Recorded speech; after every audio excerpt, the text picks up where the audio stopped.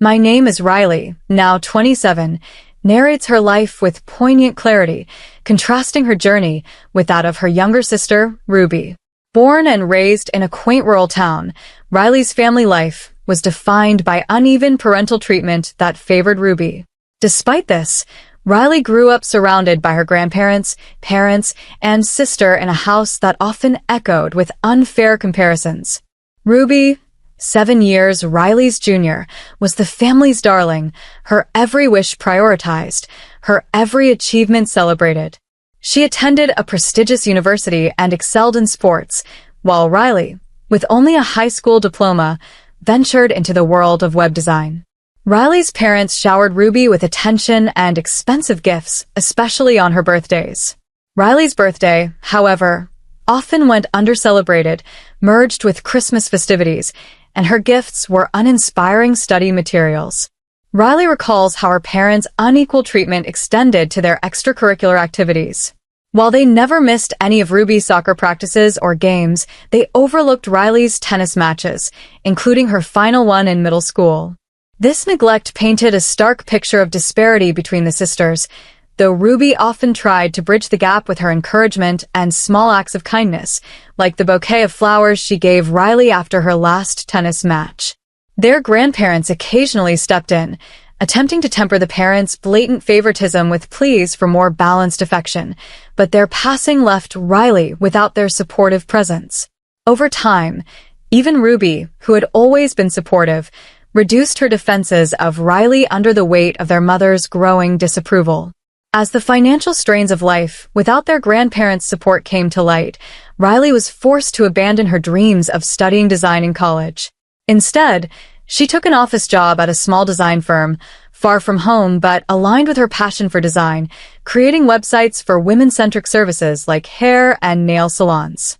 Throughout her story, Riley reflects on the complexities of familial relationships, the pain of feeling second best, and the quiet strength it takes to pursue one's dreams in the face of adversity. Her journey is a testament to resilience, marked by a resolve to find fulfillment and success on her own terms despite the challenges of her upbringing. From the very start, I was eager to take on more responsibilities, and this drive led me to become an user experience designer in our office. While working closely with professionals was challenging, it fueled my passion to succeed as an interactive designer. Each day, my commitment deepened, making every moment of study crucial. Home became a place I visited less frequently, mainly because it felt like a burden due to my parents' disapproval of my career choice. Instead, I dedicated my free time and holidays to learning through online courses, steadily honing my software skills. This hard work paid off when I officially joined the design team. My enthusiasm did not go unnoticed, and soon I was being recommended helpful resources and making valuable contacts within the industry. For years into my career, I was managing my own projects as a full-fledged interactive designer. 8 years after high school, I was well established in my field when I heard that my sister, Ruby, was preparing to enter university to study medicine at a prestigious school in a major city. Known for her diligence and excellent grades, her acceptance seemed inevitable. Remembering our shared past and her support for me, I was compelled to help her with her university preparations. A few months later, she got into her first-choice medical school, and I congratulated her warmly. However, she expressed concerns about the suggested donation at her private medical school, which was not mandatory but implied. Our parents were worried about appearing underprivileged if they didn't contribute. Yet, with the high costs of living and tuition, Ruby planned to work part-time to manage her expenses, even though the demanding nature of medical studies would make this challenging. While I was willing to help, our family finances were tight. My father, a real estate agent, and my mother, who worked part-time, were already stretched thin. Surprisingly, they suggested Ruby ask me for financial support instead of approaching me directly, a move I found disheartening. Despite this, I chose to support my sister, covering the donation and other fees, allowing her to start her medical school journey, living independently near her university. Although she was busy with her studies and our interactions became less frequent and somewhat terse, Ruby occasionally reached out with simple requests, like wanting specific items or needing assistance, and I was always ready to help. Supporting her in these small ways, I hoped to make her challenging journey a bit easier. Ruby and I have always had a complex relationship, shaped largely by our parents' contrasting expectations of us.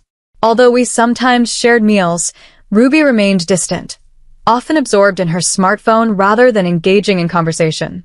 Despite my efforts to connect, Ruby consistently reminded me how challenging her studies were, leaving me feeling perplexed and somewhat alienated. As her demeanor grew colder, our interactions felt increasingly forced. Attempting to lighten the mood, I mentioned our parents in a cheerful tone, suggesting they favored her achievements over mine. Ruby's response was sharp and dismissive. She argued that her path as a medical student was incomparably more significant than my career as a designer, which she claimed required no formal qualifications. Her words stung.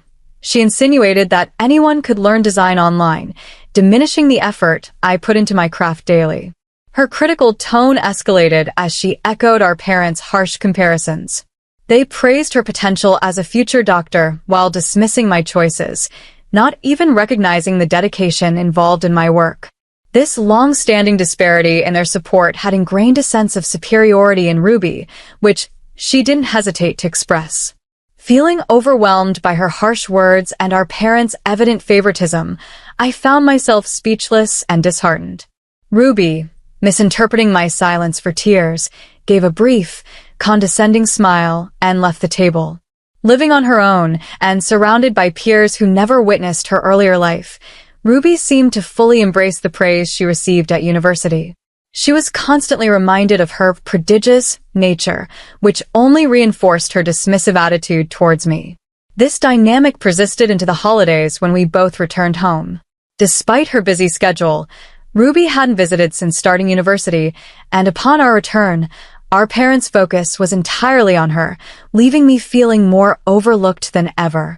When we got back home, the dining table was overflowing with delights such as steak and pizza, a festive welcome for Ruby.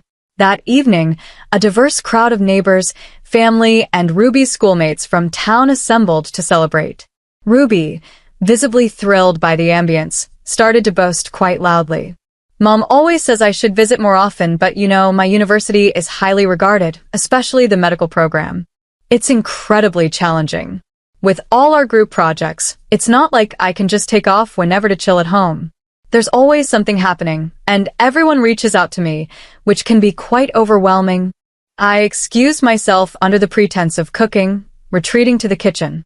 However, Ruby's loud voice carried through, narrating her academic exploits to anyone who would listen. This might have seemed acceptable to family, but to neighbors and peers, it likely came across as off-putting. Trying to shift the focus during a pause, an elderly neighbor directed the conversation towards me, asking about my career in design. However, Ruby and my parents jointly dismissed my efforts, making hurtful comparisons. She's trying her best, but frankly, she's not like her sister, they said, undermining my decision to forego college for a design career, a path distinctly different from Ruby's. Among the guests, several had not pursued higher education and were instead working or raising families. They, too, were enjoying the celebration and chose not to challenge my parents' harsh words, though their discomfort was palpable.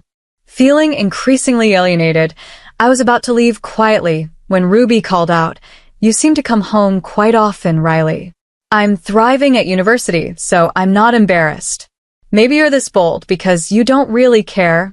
Her words, followed by her laughter and our parents joining in, stung deeply. Angrily, I retorted, "Understood. Don't expect me next year." Dropping the tray I was carrying, I headed to fetch my coat and bag, leaving the room under the watchful, concerned eyes of our relatives and neighbors. As I declared that I wouldn't return, my resolve hardened. Exiting the house, I felt nothing but indifference towards Ruby and my parents, their dismissive waves echoing in my mind as I walked away. "Don't come back," they seemed to say cheerfully. On my way to the station, I fought to keep my anger in check. Returning home had always been emotionally taxing, especially as I pursued my dream of becoming an interactive designer. Initially, I used my career aspirations as a buffer from my family. Yet, as I advanced in my profession, distancing myself grew complicated and the familial ties, while strained, were not easily cut. Ruby, still shielded by her youth and university bubble, might not grasp the complexities of working life. Although our parents likely believed they were doing their best, the gulf between us had widened irreparably. Ruby remained the golden child in their eyes. Known for her academic prowess, Ruby was often held in high regard. Meanwhile, I found myself frequently dismissed and belittled during our family interactions. This atmosphere brewed a mix of anger and disappointment within me, leading me to question the integrity of any relationship where one's efforts are scorned, even if it involves family. Shocked by Ruby's appalling actions, I reached a pivotal decision to sever ties with my family. Several months later, Ruby reached out unexpectedly, bombarding me with messages and urging me to respond to her calls. Although I hadn't blocked her, I hesitantly took her call. She urgently inquired if I had managed to cover her tuition fees for the year. I reminded her calmly that I had previously paid the entrance fee and a donation upon her enrollment, but was unaware of the current year's tuition demands. Despite having depleted most of my savings to support her initial costs, I had no information on the subsequent fees. Over the phone, I could sense Ruby grappling for words, realizing the gravity of the situation. The end of that year brought more astonishments. After being explicitly told to stay away from home, they had the audacity to ask me to continue financing Ruby's education. Was it assumed that our parents could afford an out-of-state private university, or did they perhaps overextend themselves? Ruby mentioned that while our parents had managed her living expenses through other means, they struggled to cover her tuition, thus turning to me for help. The reason I could potentially afford Ruby's tuition stemmed from my progress as a designer at a leading company, where my salary had significantly increased. With minimal personal expenses, my savings had grown robustly. Aware of my career advancement, my parents likely expected me to financially support Ruby's education further. However, the funds they had set aside for her tuition seemed to have been frivolously spent. Despite the ease with which I could have continued assisting, I chose not to yield to Ruby's request. Days later, my parents also demanded tuition payments, but I stood firm in my refusal. Their urgent and reproachful demands only deepened my resolve. I felt increasingly alienated, perceiving no room for me within the family beyond my financial contributions. The persistent disregard for my feelings, coupled with the lack of sincere dialogue or apology, cemented my decision to step back from financially enabling their expectations. I almost considered forgiving her after hearing her message. She pleaded for help with her tuition fees, warning that without my assistance, she'd be expelled. Despite scholarships and part-time jobs, she claimed it wasn't enough. Her message was brimming with self-interest, even suggesting she could mediate with our parents on my behalf if I felt unwelcome at home. After saving those messages in a separate file, I deleted everything else from my phone, sent her a final message, and blocked her number. Family or not, I couldn't tolerate her condescending tone. I completely severed ties with my family, ushering in a fresh start. From a relative, I learned that Ruby managed to scrape together her second year's tuition through scholarships and loans from other relatives. Yet, with no further support for living expenses, she found herself overwhelmed by the workload of her studies combined with part-time work, eventually dropping out of university 2 months later. Previously, I had supported both her tuition and our family financially, but I ceased all support last year. Now, struggling without my financial aid, my parents were forced to take Ruby back home.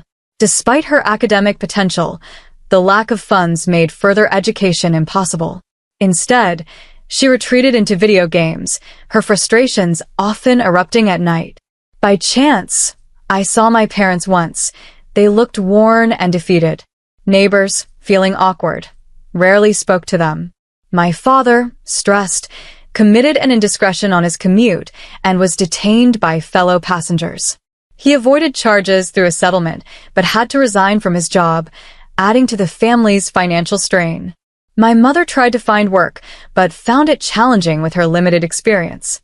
The relatives who once relayed messages from my parents grew tired of their demanding tone and eventually told me not to worry, that they'd handle things.